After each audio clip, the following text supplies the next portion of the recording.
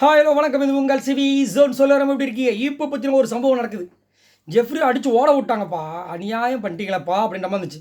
ஆனால் ஜெஃப்ரியுமே பார்த்தீங்கன்னா ஒரு 2 வார காலமாக வந்துட்டு அவரை மாதிரி இல்லை. அவர் வந்துட்டு அவருடைய பாதை எல்லாமே வேறு மாதிரி போயிடுச்சு. எப்போ கோவா கேங்குன்னு ஒரு கேங் உருவாகி அதில் உள்ளே போய் சேர்ந்தாரோ அதுக்கு முன்னாடி வரைக்கும் பார்த்தீங்கன்னா நல்லா நோட் பண்ணிக்கோங்க. ஜெஃப்ரி மாதிரி ஒரு சூப்பரான பையனை பார்க்கவே முடியாது. விஜய் சேதுபதி அவர்களுடைய எபிசோடில் கூட வந்து தாறுமாறாக வந்துட்டு அவரோட தரமான கருத்துக்களை எடுத்து வச்சார். ஈவன் முத்துக்குமன் கூட எடுத்து வைக்க பயந்த கருத்துக்களை இவர் எடுத்து வச்சார் அந்த ராஜாராணி டாஸ்கில். எனக்கு ரொம்ப பிடிச்சிருந்தது. இந்த பையன் தாண்டா அடுத்த டாப்பில் வருவான் அப்படின்ற மாதிரி இருந்தேன். கோவாக்கு அங்கே உருவாச்சு, அதோடு போச்சு.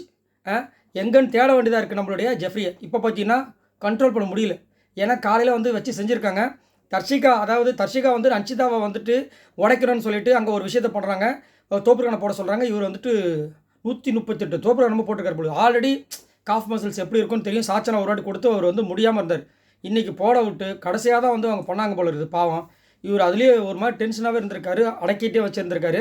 முத்துக்குமாரன் வந்து ப்ளே பண்ணும்போது உடஞ்சிட்ருக்காப்புல, உடஞ்சி ஷர்ட்லாம் தூக்கி போட்டு வந்துட்டார். உடனே இவர் பின்னாடி யார் வருவாங்க தெரியல, அன்னை தெரசாவும் அதுக்கப்புறம் அன்னை தெரசாவோட தங்கச்சி வந்துட்டாங்க. 2 பேரெல்லாம் வந்து இது பண்ணுறாங்க. கதறி அழுகுறாரு ஜெஃப்ரி. முடியல, இதாண்ணா என்னால் இருக்க முடியல. நான் முதல்ல ஏஞ்சலாம் கேட்குறாரு. அப்புறம் ஏன் வந்துட்டு அங்கே ஏஞ்சல் சொல்லும்போது நீங்களே சொல்லிட்டு போக வேண்டியதுனே, எனக்கு இது வந்து தேவையில்லைங்க, நான் ஏஞ்சல் கிடையாது, நான் டெவிலாக இருக்க விரும்புகிறேன்னு சொல்லிட்டு போக வேண்டியதுனே. இல்லை எனக்கு பதில் அருணை வந்து இது பண்ணுங்க சொல்லிட்டு போயிருக்கலாமே. அங்கே வந்துட்டு அதை வந்து ஏஞ்சல்லும் போது ஒரு கெத்து இருந்துச்சுல்ல, அப்போ அனுபவிச்சு தான் அவனை ஒன்றும் பண்ண முடியாது. அதுதான் டாஸ்க். அதனால தான் பிக் பாஸ் வந்து ஒரு ஆப்பையே வச்சார். ஏன்னா நீங்களாம் வந்துட்டு ஏஞ்சலாக யார் டீமன்ஸ்ன்னு சொன்னால் நீங்களாம் வந்து உங்கள் கோவா கேங் அப்படியே வந்துட்டு ஏஞ்சலாகவும் இல்லை டீமன்ஸாகவும் மாற்றிப்பீங்க, எல்லாம் தெரியும். அதனால தான் பிக் பாஸ் வந்து ஒரு ட்விஸ்ட்டை வச்சு கடைசியில் பிரித்து கோவா கேங்கில் இருக்கிற ரயான் தவிர்த்து இது எல்லாமே அழுதுட்டாங்க இன்றைக்கி.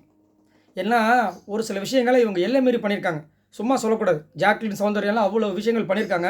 இன்றைக்கி அதுக்கெல்லாம் சேர்த்து வச்சாங்க ஆப்பு. பிக் பாஸாக இருந்தாலும் சரி, கடவுளாக இருந்தாலும் சரி, யாரோ ஆனால் செம்ம ஆப்பு வச்சிட்டாங்க. சரி, நீங்கள் உங்களோட கமெண்ட்ஸ் சொல்லுங்கள். இங்கே முத்து வந்து சைலண்ட்டாக ஒரு சம்பவத்தை பண்ணிட்டு வர்றாரு, என்ன பண்ண போகிறாருன்னு தெரியல. சரி, உங்களோட கமெண்ட்ஸ் சொல்லுங்கள்.